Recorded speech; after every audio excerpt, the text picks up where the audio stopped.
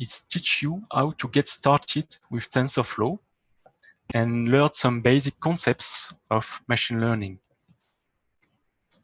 So TensorFlow is an open source platform for machine learning. We will go back to this notion later in the presentation. It is composed of a flexible ecosystem of tools, library, and resources, and it's used to build and deploy ML-powered applications. It was developed by Google Brain. So what are the typical use cases of TensorFlow? For example, it's used in computer vision to do image classification. Image classification is the fact that you can create a program that will take as an input an image, and as an input it will give you a class for this image.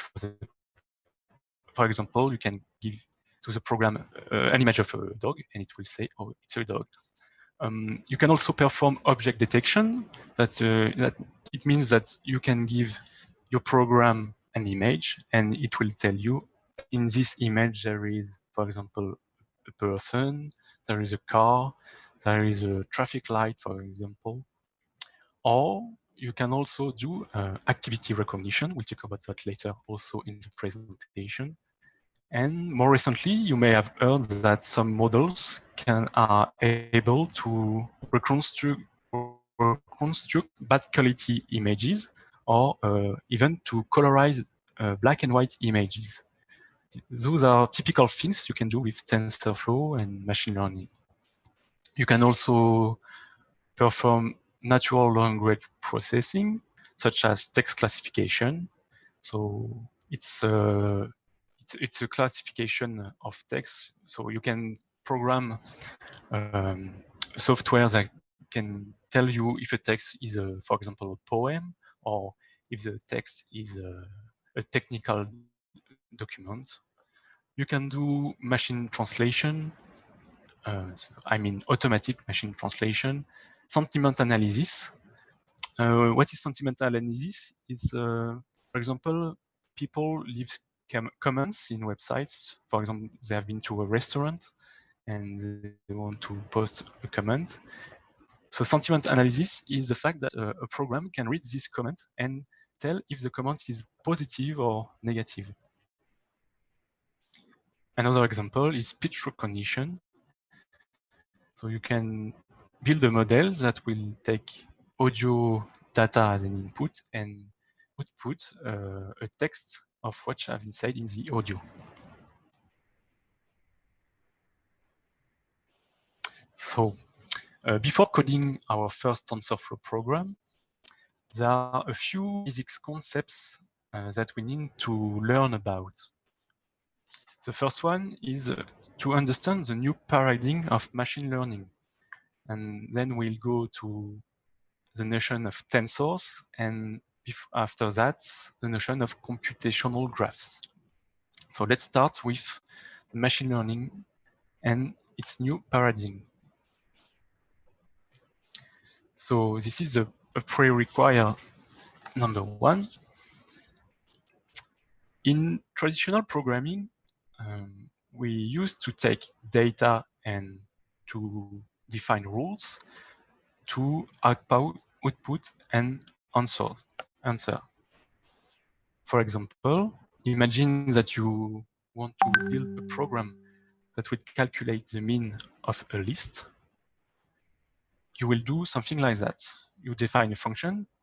Here it is written in Python that takes as an input a list x, and return the mean of x. That is calculated by doing the sum of all the term of x divided by the length of the list. Then you put your data in that function. So for example, if you have a list of 2 elements, -5 and 10, it performs the calculation and it gives you the answer. That is, the mean of those data are 2.5. In machine learning, the logic is kind of switched. That is to say, that we will take data as an input along with answers, and the machine learning algorithm will infer the rules.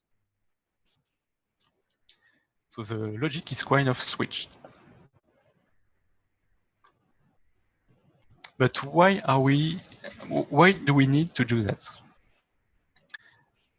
Here, I show you a little example. Imagine you want to develop an activity recognition app for water sports. For example, you have a connected watch, and this watch have a lot of sensors in it. For example, it can give you your speed, your depth, and your GPS position, for example, accelerations, things like that, all kind of data. And you want to make a program that will tell you when you wear your watch what activity you are performing. So imagine you have to code something like that. So with traditional programming, to detect if you are swimming, maybe from the data of your watch, you can do something like if the depth is equal to 0, that means if I'm on the surface of the sea, then my activity is swimming, else the program doesn't know. That's good, okay, but now you want to add the possibility that you are doing, that you are rowing. So you have a little boat and you are rowing. So you say, what's the difference between swimming and rowing? Maybe you are faster when you are rowing. So you decide to do something like that. Okay, if the depth is 0, that means if you're at the surface of the sea, and if the speed is superior to 4, then you are rowing. Else you are swimming, and if none of that, you don't know. Okay, you see it's a little more difficult. But now you want to detect if you are doing scuba diving, for example. And now you have to complexify more and more your code. For example, you can do something like that with an else if loop, which detects if you are under the sea, if the depth is inferior to 0.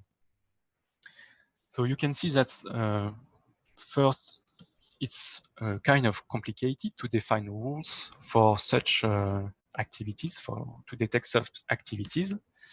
And what about other activities, like what is surf for you? What is water polo? So you see that it's kind of difficult to define precise activities. And your program may make mistakes. For example, if you are on a boat, but your speed is equal to 0, maybe it will tell you that you are swimming, but it's not the case.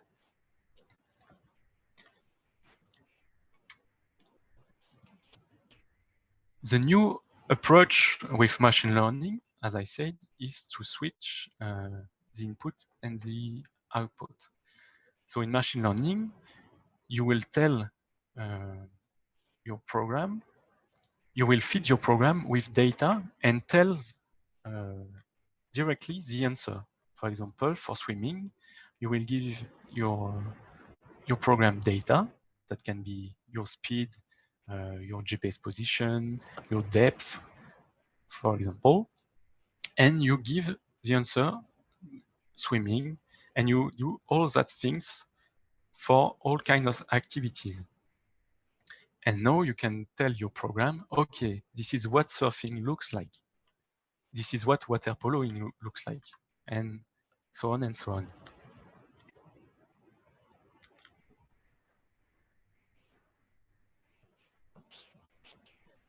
When you have data and labels, I forget to say that label is the name in machine learning for the answers to the problem.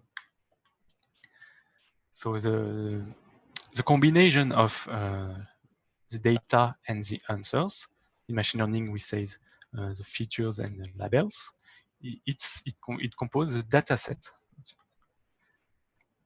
And in machine learning, a feature is an individual measurable property of or characteristic. So it's, as I said, it's the speed, the depth, GPS position, time.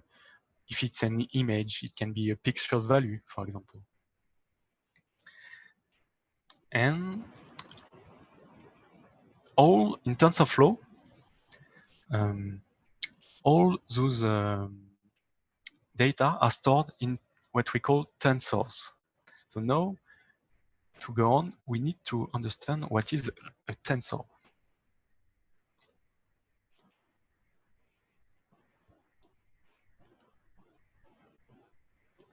Okay. So TensorFlow programs use a tensor data structure to represent all data. You can think of a TensorFlow tensor as an n-dimensional array or list. A tensor has a static type. For example, it can be a multidimensional array of all floats, strings, or Boolean. And you can see tensor as a generalization of scalar number, vectors, and matrices in n dimensions. Usually, we say that the dimensionality of a tensor is called the rank. So a scalar is a tensor of rank 0, a vector is a scalar of rank 1, and a matrix is a scalar of rank 2. Usually, we speak more about tensor with when the rank is superior to 3. But all scalar, vector, and matrices can be considered as tensor. And they are very useful to represent data. So let's see schematically what it looks like. So if you are familiar with arrays, list, or multidimensional arrays, those images are well known to you. So in the left, we got a rank 0 tensor, which has a 0 dimension, which is a scalar. It can be a number, an integer, a float. After we have a vector and then a matrix that can be used to store, for example, an image. We will see that later. And when you add a dimension, you can have several images that are stacked together. And you can have also a tensor of rank 4, 5, 6, what you like. To be more specific, I put an example of an image. So this is a grayscale image of SpongeBob SquarePants. I chose it because it's square and it fits well in a tensor. So it's a grayscale image. There is we say one channel of pixel value between 0 and 255. So this is a representation of this image in terms of rank 2 tensors. So the shape of the tensor is correspond to the width of the image, that is 48, and by the height of the image, which is 28. So this is a rank 2 tensor. So what looks like a rank 3 tensor, it looks like that, and we can store a color image which has 3 channels: red, green, and blue. So you can imagine that as a stacking of 3 grayscale images. And we can see here that the shape of the tensor is 48 by 28 by 3, which correspond to the 3 channel color. So this is a 3-dimensional array.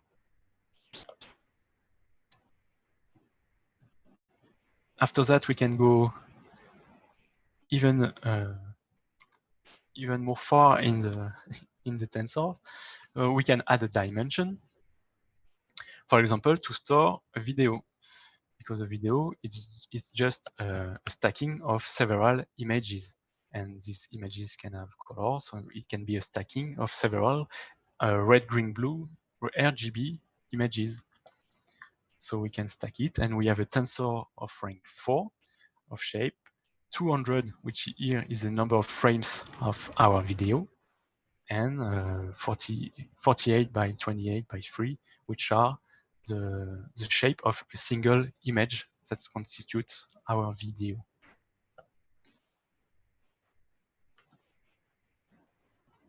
Okay, so this is rank 4 tensor. And to illustrate another dimension, I show you here a rank 5 tensor, which is a stacking of several videos. So here you can see that it has the first dimensionality is 10,000, which is the number of videos that are stacked in the tensor.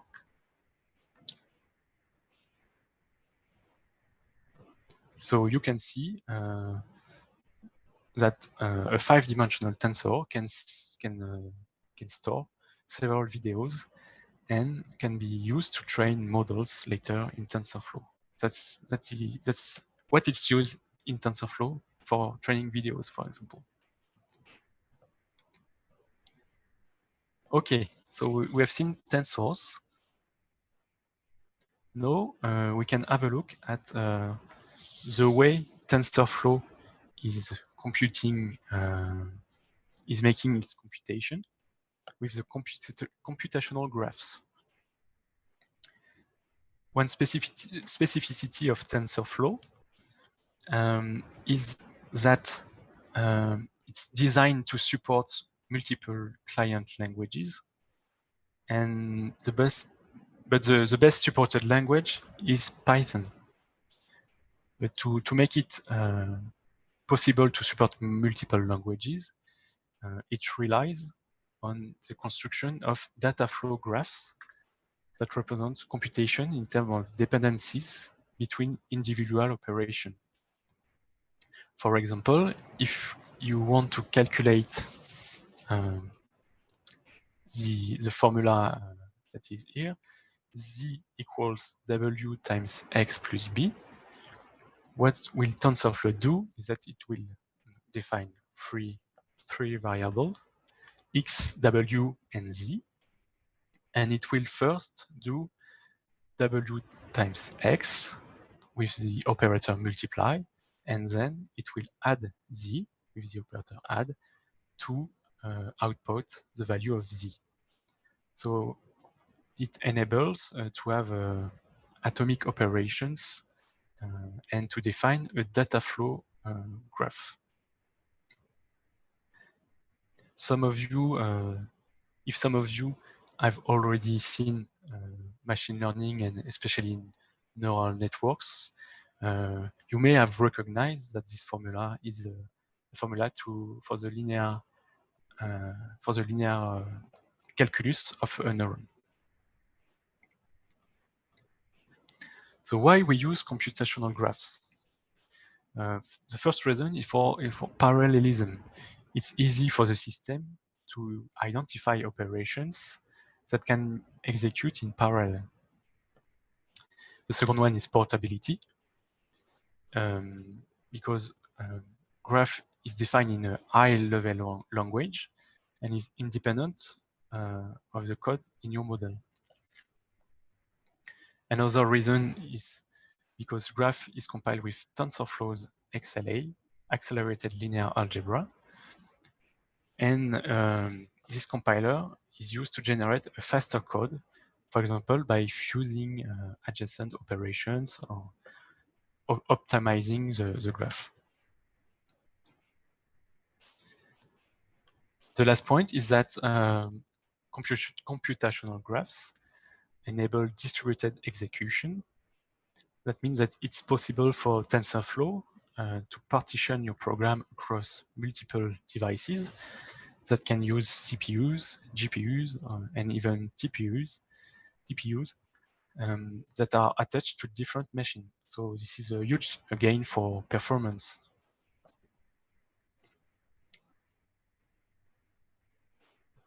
Now that you've seen the notion of tensors and computational graph, you may understand the TensorFlow logo and why it's called TensorFlow. So in the logo, you can see that the shadows forms a T in a direction and a F in the other one. So the T is for tensor and the F is for flow. And it's called TensorFlow because it's a tool that that uses tensors that will flow along a computational graph.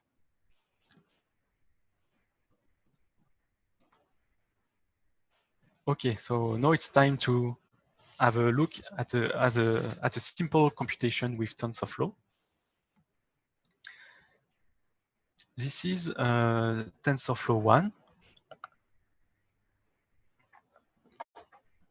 TensorFlow 1 was used before last November. And the code looks like something like that. So first you have to, so this is a Python code. You have to import TensorFlow. Then if you want, you can print the version of TensorFlow you are using. So here it's the version 1.15. And we want to perform this calculation. So we have a number, a tensor node 1, a tensor node 2, and we want to add them together. So we define our first list, which is a list of 3 integers, 1, 2, 5. The second node is composed of another list, 0, 10, minus 5. And we say tf.add node 1 node 2. So this is to compute this node 3. Then we had to initialize the variable to initialize the graph and open a session with tf.session, initialize the variables, and the evaluation of the result was done only when you call the method .eval. So before all that, the computations are not performed. And you can see here the result that is written. So when you add those 2 lists, you got 1, 12, and 0. 1, 12, and 0. And so in TensorFlow 1, you had to go through a construction phase and an execution phase. And it's not the case anymore in TensorFlow 2, which I recommend you to use because TensorFlow 1 is now deprecated. So in TensorFlow 2, it makes it easier to get started with TensorFlow, and it's easier to debug model because the standard behavior is called eager execution. It means that the computations are done when at each line of code. Like for example, you don't need anymore to open a session and to eval your variable. You just have to construct your calculation, and if you want to show the result, you can transform your tensor to a NumPy array, which is NumPy. It's the most used numerical calculation library in Python. So here you can see the result is the same as before. So the advantage of TensorFlow 2 is also that it reduces boilerplate codes like opening a session and things like that. Okay, so this was the I would say the lowest level of using TensorFlow. Now we will see that with TensorFlow, it's really easy to construct a machine learning model without having a lot of knowledge in what's under the hood of such models and such algorithm. So we will use an API which is named Keras, which is high level, and it's used for building and training deep learning models. And it's really, really convenient for fast prototyping models. So I invite you to go to this URL, tensorflow.org/tutorial/keras/classification.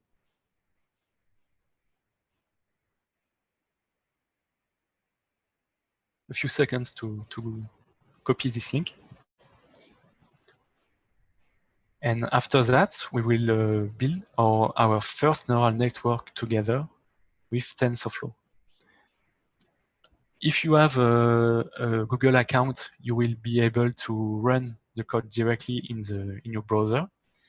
And if you have not, you can follow the code that is shown in this URL, but you will not be able to run the code. I'm sorry for that. Okay, so normally, if you go to this URL, you should see something like that. So it's a tutorial for creating a basic classification model. So if you don't have a Google account, you can just look at the doc. And if you have a Google account, you can click on Run in Google Colab, and it will open a Jupyter Notebook environment. And it requires no setup to use and runs entirely in the cloud. So in this notebook, you will have some cells with codes inside. And if you want to run the cell, you have to click Shift Enter. Okay. So let's see what's our first model look like.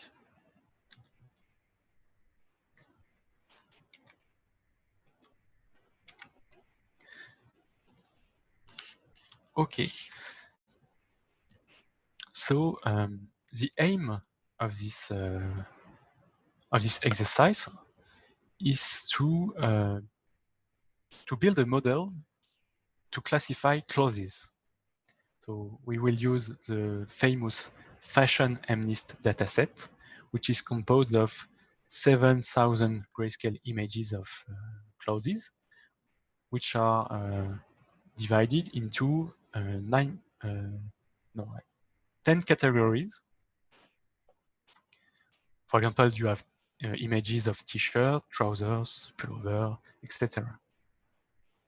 Those images are 28 by 28 pixels wide.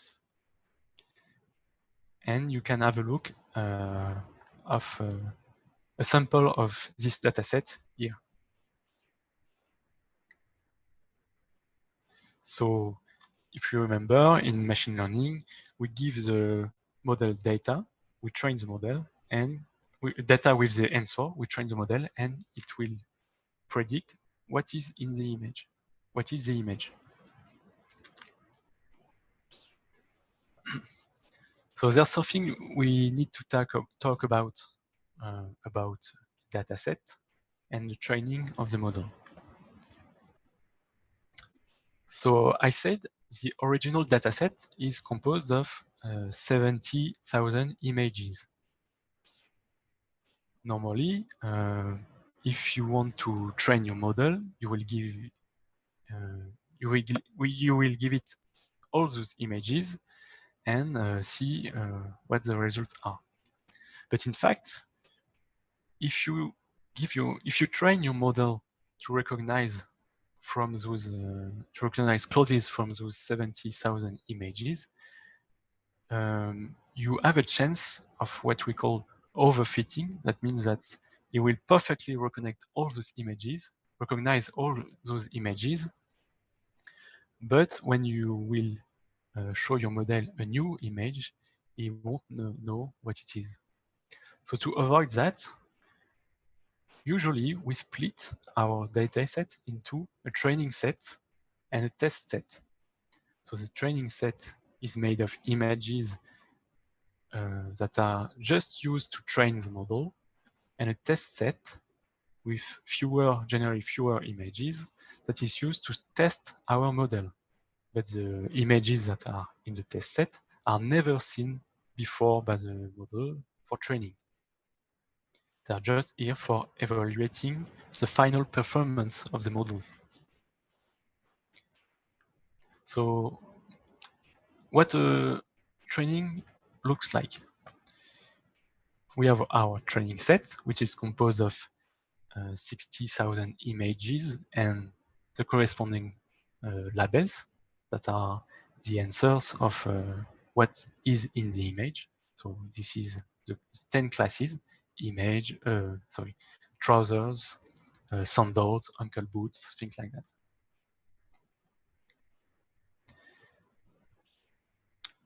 In TensorFlow, we will define a machine learning model. For example, here it will be a neural network that we will feed with data from the training set. The model will make a prediction of what is in the image. And after that, the machine learning algorithm will calculate and will evaluate the performance of the model with what we call the loss. We will see that later. And if the predictions are not very good, it will update the model parameters in function of its performance. You need to understand that this is an iterative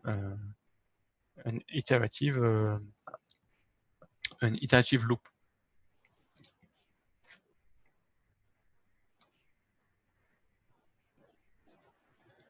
So here in blue, it's the part of the training, and in red, it's the final performance estimate of the model.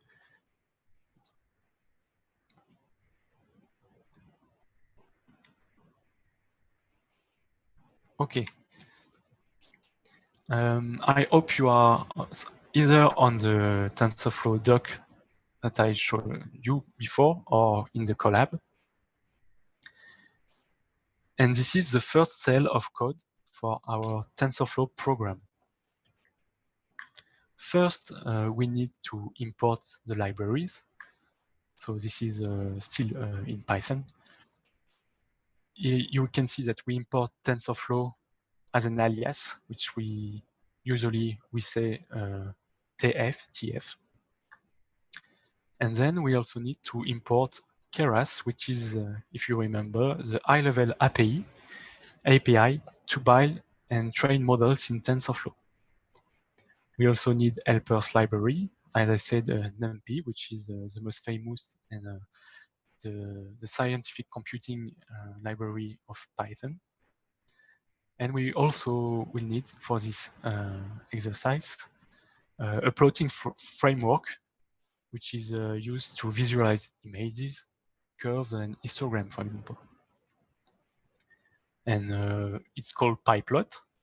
And it's very convenient, for example, to plot images in your notebook. We print the version of TensorFlow, which here is the latest one, 2.2.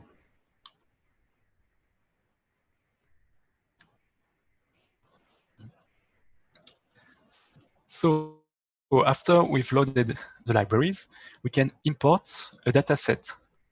So usually when you are doing a machine learning project, you try to collect data from sources that are in interest for your problem.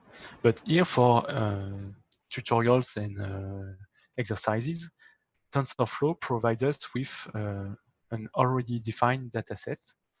So it's the MNIST dataset with fashion clauses. And to load it, you just have to type these 2 lines of code. So you are opening fashion MNIST, you load the data, and you split the data into 2 parts. The first one is the train images and the train labels. That means, if you remember, it's the training set and the test set. So the training set comprises training images. For example, this is an ankle boot, and this is the answer 9. I showed you earlier the classes. There, we can we can see that the label number 9 corresponds to an ankle boot.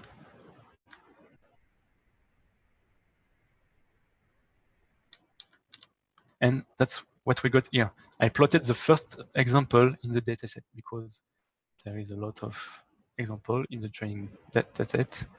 I mean 60,000 images. We can also plot the first example in the test set, which is also an ankle boot.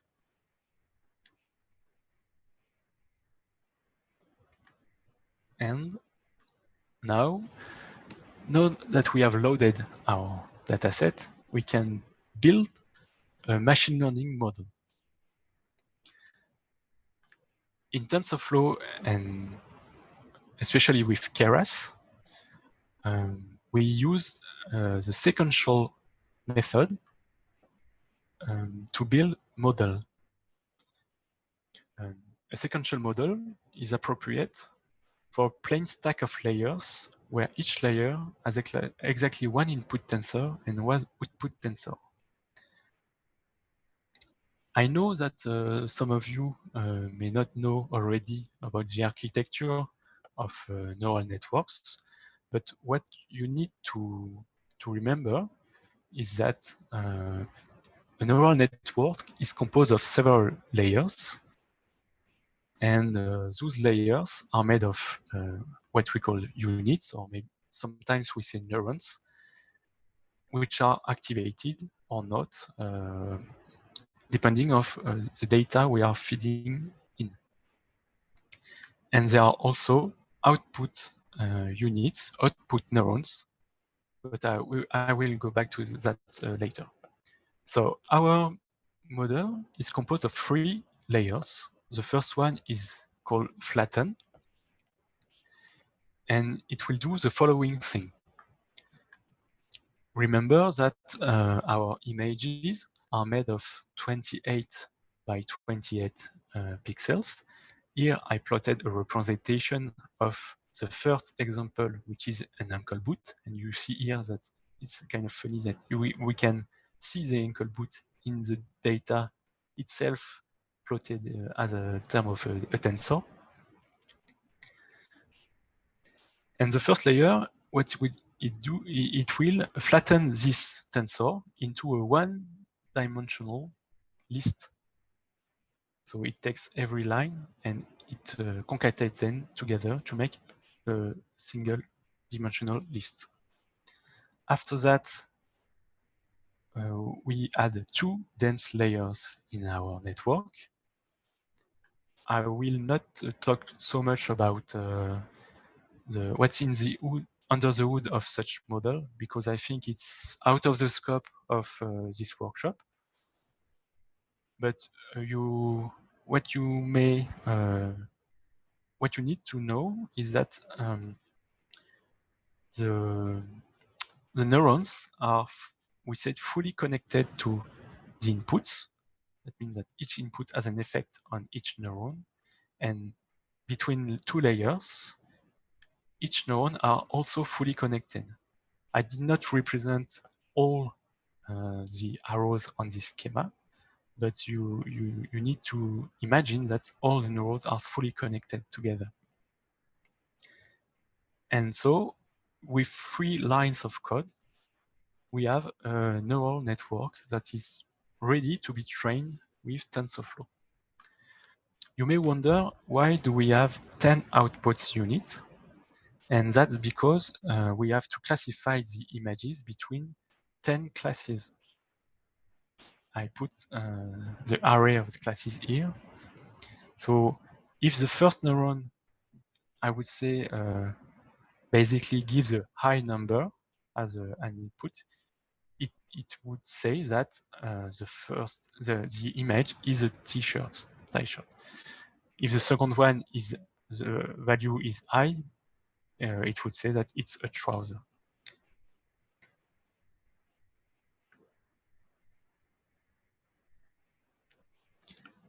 After doing that, we need to compile our model. And for that, we will define an optimizer, a loss function, and a matrix. All those three things are defined in the compile method. First, I think I will talk about the loss. What is the loss? The loss measures how well the output of a model for a given input matches the target output. So the goal is to minimize this difference during training. For example, if your model is very bad at predicting a class, the loss will be very high. And the fact that the loss is high tells the algorithm that the parameter need to be changed to improve the performance of the model. So the goal is to have a decrease in loss during the training of the model, which is iterative, I said earlier. So the goal is to have a decreasing loss during training.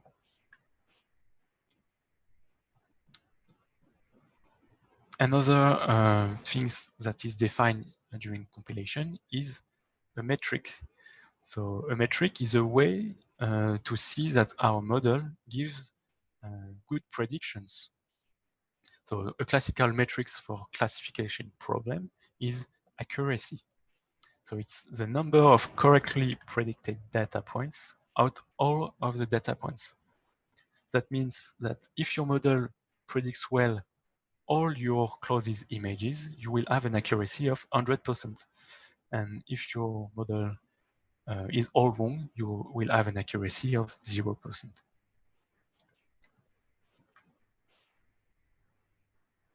And the last thing is that we have to define an optimization algorithm.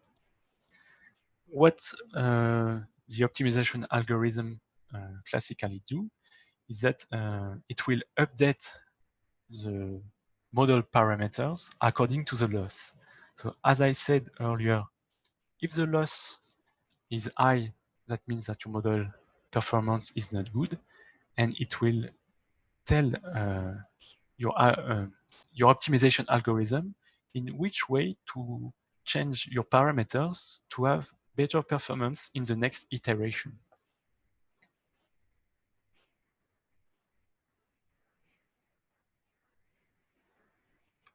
So when we have compiled our model, we can just call the training step of our program. So we just have to type model.fit. We provide the fit method with the train images, the train labels, and we will say that we want 10 epochs. So you may wonder what an epoch is. So an epoch is a complete learning path through the entire dataset. It means that if you have, for example, here 60,000 images in your training dataset, the model optimization that is called with fit will go through 10 times the entire dataset. So it will see 600,000 images. And you can see here that it's the logs that are printed during the training of our model we see that the accuracy is increasing, which is a good thing, and the loss is decreasing, which is also a good sign, because we say that when the loss is low, it means that our model fits well the data. So here we can see that we have 80% accuracy. It means that our model is able to give the correct result, the correct answer when we give it images for 90% of the cases.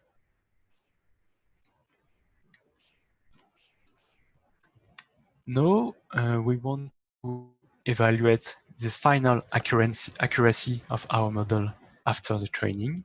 We just have to call the evaluate method on the test images and the test label. If you remember, the model was trained on the training images, and the test images were not seen by the model during training. So it's completely new images to him. And we see that for the test images, the accuracy is a little bit lower than the accuracy for the training data, which is 88%, which is quite a good result because it's not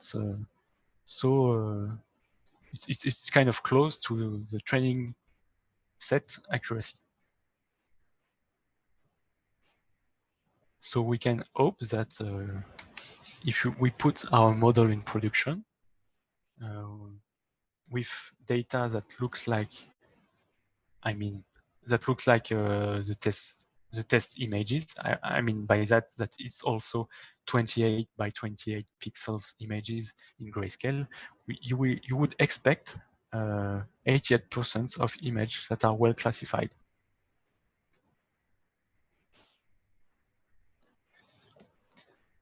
Now, if we want to make predictions with our model, for example, we want to put a new image as an input in your model and have a prediction, you can do something like that. So your model have been trained, you redefine a new model, which is composed of two layers. The first layer is the trained model itself that we trained earlier. And we add at the top of this model what we call a softmax layer.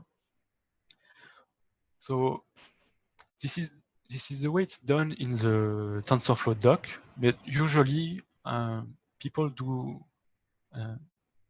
put this layer directly in the first model. I don't know why they do that in this example. I think it's more complicated for beginners, but okay, I will follow what TensorFlow doc says. So when you use a softmax layer, it normalizes the output into a probability distribution. I mean, here I showed what the output of the model looks like without the softmax function. So if you look well, you can see that there are 10 numbers which correspond to 10 classes that we want to classify for our model. And here you can see that the highest value is in the 9th position because we start at 0 in Python, and it corresponds to the uncle boot, if you remember well. When we use a softmax layer at the end of our model, so I said it normalizes the output into a probability distribution, and you can see that here, when we add the highest value in the list, we have a probability that the image is an uncle boot. So here we can be quite confident because it says that it's 98% sure that it's an uncle boot. And the other classes have very low probability. And with softmax, you can also see that because it is a probability distribution, all the number sums to 1.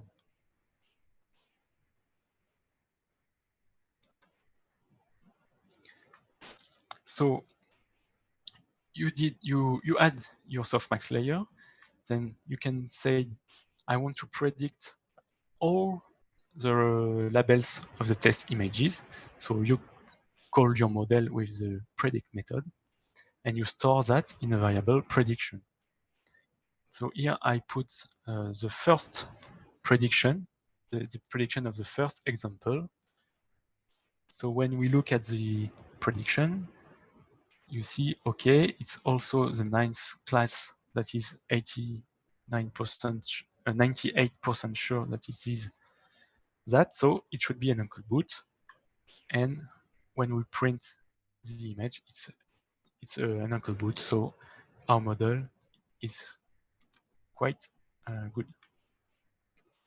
And now what you can do, you can also predict your own images with probability model.predict, and then you can put your images, but you have to make sure that your images is 28 by 28 pixels, and and also that it is a grayscale image. Otherwise, you will have a message error from TensorFlow.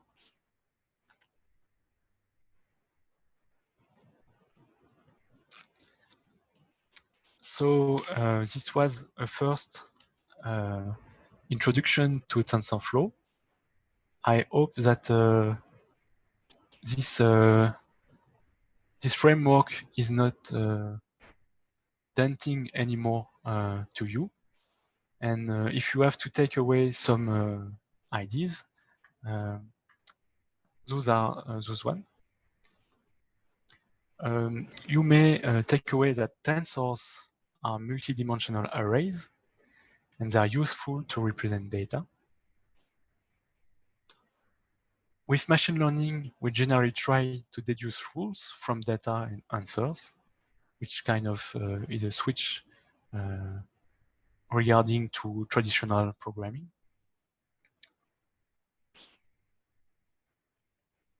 You may take away that data and answers in machine learning, we say features and labels, constitute a data set.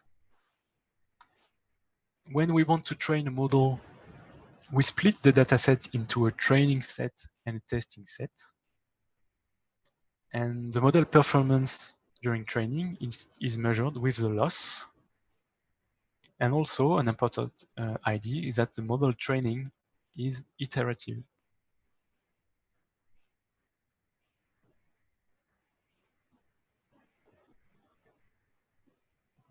Okay, so I hope you enjoyed the presentation, and I wish you a good learning experience with TensorFlow. And I will let Alexander take over.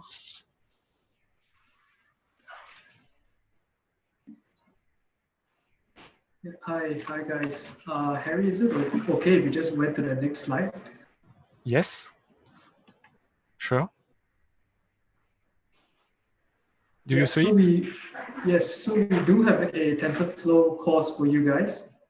If you guys are interested to learn TensorFlow from Harry and to go more in depth, you can go over to the course brochure that was previously shown at the first slide. And then you can go and look at it at the course brochure. And these will be the topics that we'll be covering during this TensorFlow course. There are exclusive discounts for Shopee participants. And if you are a student, there's even more discounts for you for the course.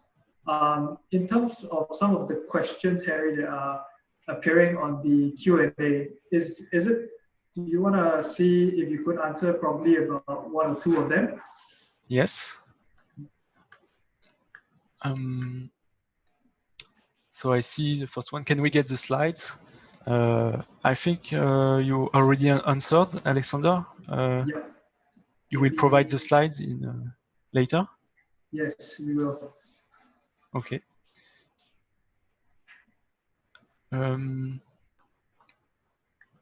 There's quite a lot of questions. Yes. Here it is. There's one where Let's find one of the more recent questions.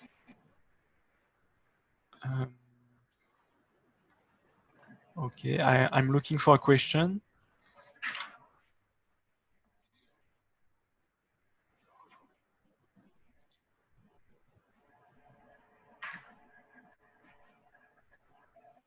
Some questions are very specific, so it's kind of difficult to answer.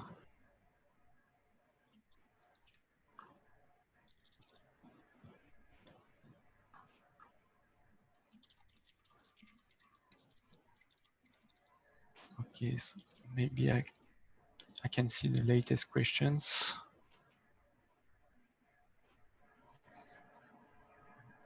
Okay, I see a question. How can we upload our own dataset into TensorFlow? From Tong.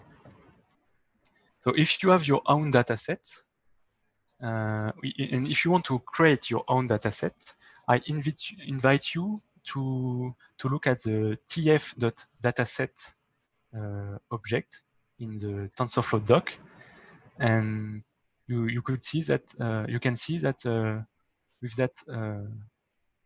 that object you can load your dataset into TensorFlow, and which is very convenient is that it's very easy to put it in a TensorFlow program and train it with GPUs or TPUs, and it will be very fast. It will be very fast. So TensorFlow.datasets in the TensorFlow doc.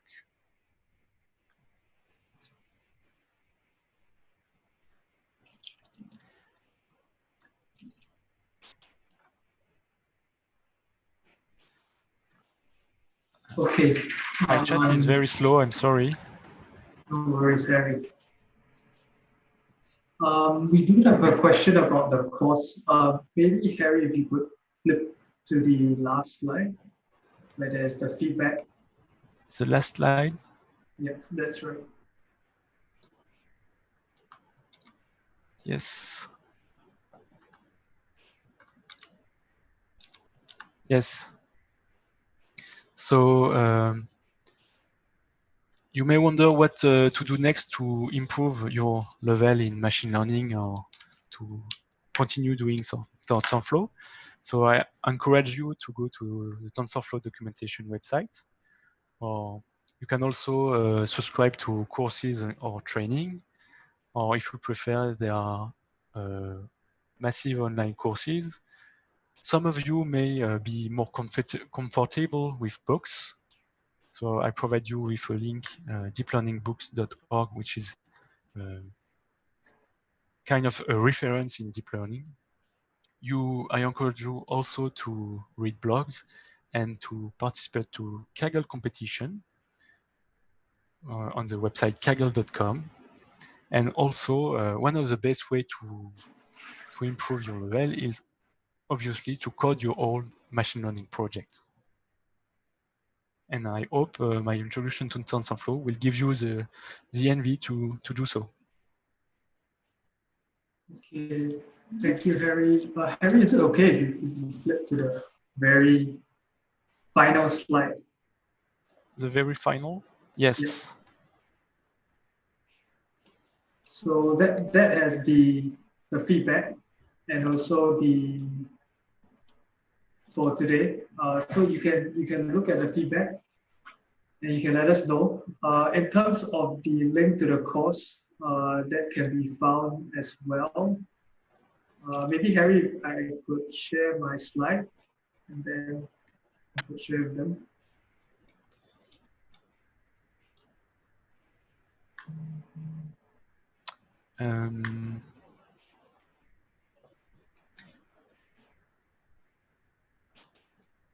Do you think I can share the slides in the Q&A question? No, in the Q&A? Yeah, I think you can. But let me try. Okay, I think I can share my slide. Okay, great. So this is the QR code. If you guys want to learn more about TensorFlow from Harry, you can go over here to to find the brochure, and there will be a Google form that you can fill in your details, and we can contact you, and we can link you up, and we can set you up with a class with Harry. There's also feedback form from Shopee to fill it up because we do want to improve. In terms of the slides, we'll definitely make it available to you. And in terms of the questions wise, there's really a lot of questions. There's 300, so yes. I don't think we'll be able to answer all of them. But if you do come back for the next TensorFlow workshop that's happening on Monday, we'll try and answer questions that we've received from today, and we'll compile them, and we'll try and answer them during the next TensorFlow session that's happening on Monday. So if you do want a more in-depth learning experience, definitely head over to the bit link of the TensorFlow course to check it out, to see what you learn, and also see the exclusive discounts just for you. Thank you all for joining us tonight. We're sorry that we can't answer all your questions. There's really an overwhelming amount of questions. Harry, is there anyone that you might want to, that you see that you could answer quickly? Or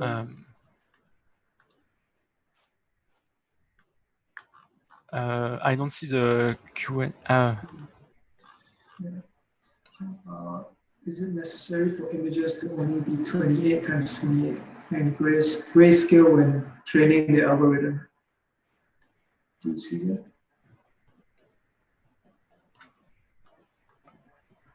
No. Okay. Let me try and copy this to you.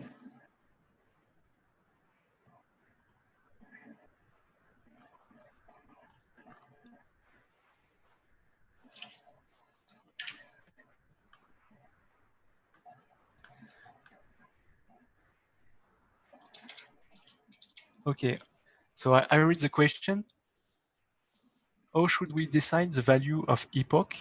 Is it based on the accuracy loss of previous run or the improvement rate? So to choose the value of epoch, you need to have a look at the loss and the accuracy during training. Because after a long training time, your accuracy and loss will start to be, I would say, constant, to stabilize, and your model will not be able to learn anything more. Or you can also overfit your data, that we call overfit. That means that you have trained your data too much on your training data, and your model will not be able to give good results in your test data. So maybe the best way to choose an epoch is to draw the accuracy and the loss in function of time, in function of the training iteration, and see where it seems good to you to stop your training. That means before your model starts to overfit, or before your model do not learn anymore. I see another question. So is it necessary for the images to only be 28 by 28 and grayscale when training the algorithm? So it's just an example, and you can have all kind of images with all kind of shapes, and you can also have color images like RGB images, but this kind of classification is it's more done with CNN neural networks. That is beyond the scope of this course, but if you're interested in, I can invite you to search that on the TensorFlow documentation. You type CNN layer, and you will have a lot of information about that.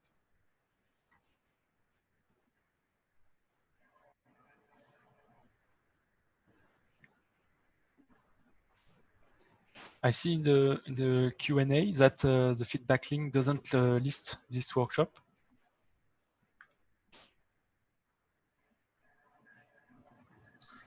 You guys should be going to the other Q&A. I mean the other QR code that shows the TensorFlow class one. There are two separate QR codes.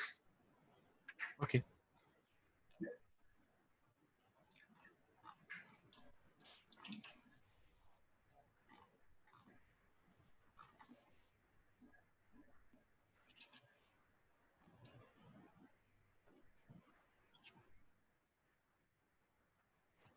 So I see a lot of questions about color images.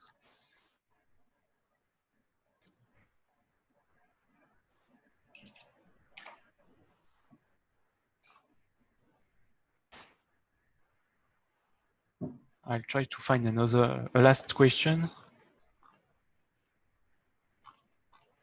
There is a lot of Q&A.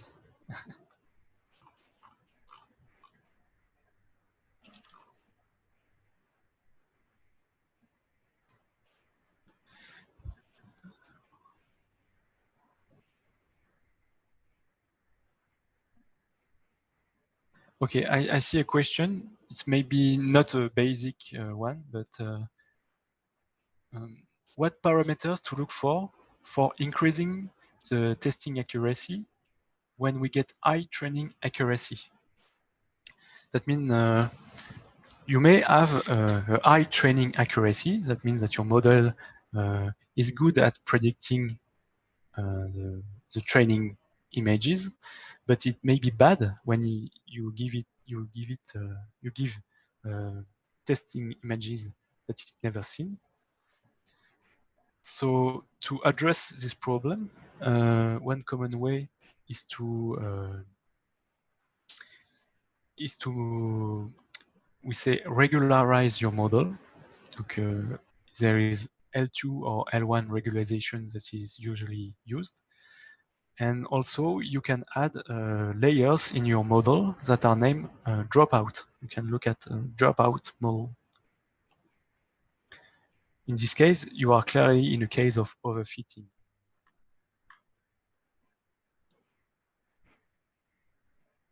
So look at the dropout layers. Okay. Okay. So we'll take, because there's at least 400 questions here. Yeah. So I think, Harry, what we can do is that we can note down these questions, and probably we will look at them and go through some of them during the next TensorFlow class. Yeah. So the time that's indicated on the course, yes, these are all courses in SG Singapore time. So do follow that. And we will thank you for today. And we will see you for the next TensorFlow session in a week's time. So thank you, everyone. We hope you had a good time. Thank you, Harry. Thank you. Thank you, Alexander.